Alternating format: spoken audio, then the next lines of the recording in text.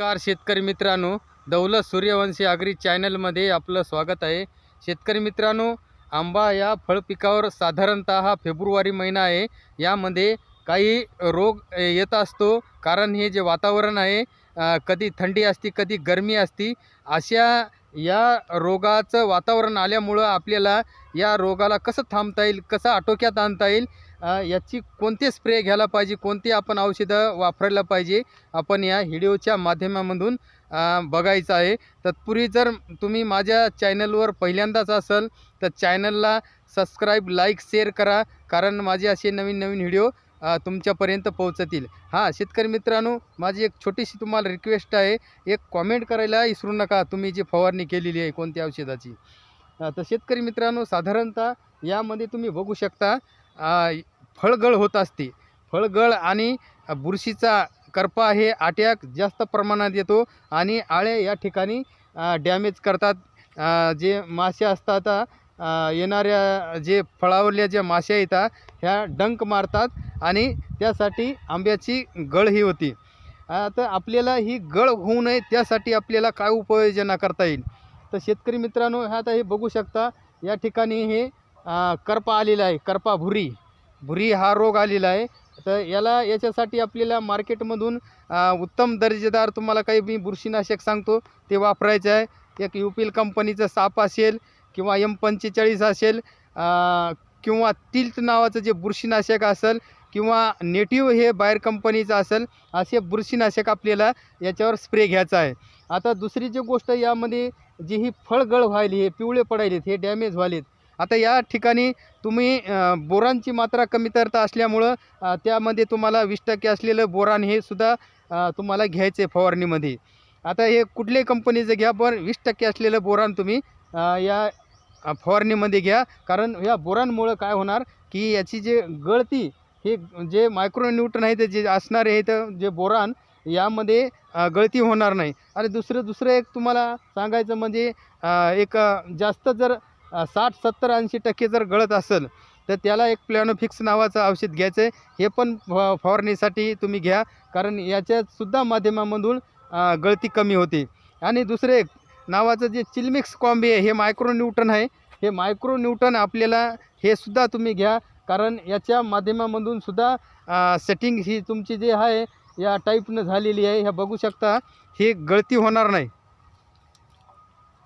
या अशा प्रकारे। आता यामुळे काय होईल की तुमची गळती होणार नाही, कारण जे मायक्रोन्यूट्रन आहेत, जे अन्नद्रव्य आहे, आम्हाला दुय्यम अन्नद्रव्य याला सध्या गरज असते। कारण या ठिकाणी तुम्ही बघू शकता याच्यावर खूप फळं आहेत, हे बघा। आता एवढे फळं सरासरी टिकू शकत नाहीत, कारण याच्यावर 3 नाही तर 4च या ब्रँचवर फळं राहू शकतात। 3 साधारणतः ॲक्टिव्ह होतात। त्यासाठी आपल्याला ह्या टाईप झाल्यानं तुम्ही बोरा म्हणजे बोंडाच्या आकाराचे झाल्यानंतर तुम्ही याची थिनिंग करू शकता, कारण तोपर्यंत नाही करायचे। आता या ठिकाणी तुम्ही बघू शकता, आता हे पहा, हे आपोआप गळत आहेत, कारण या ठिकाणी जे फळावली जी माशी आहे ही सुद्धा या ठिकाणी डंक मारू शकते, त्या माध्यमातून सुद्धा हे गळू शकते।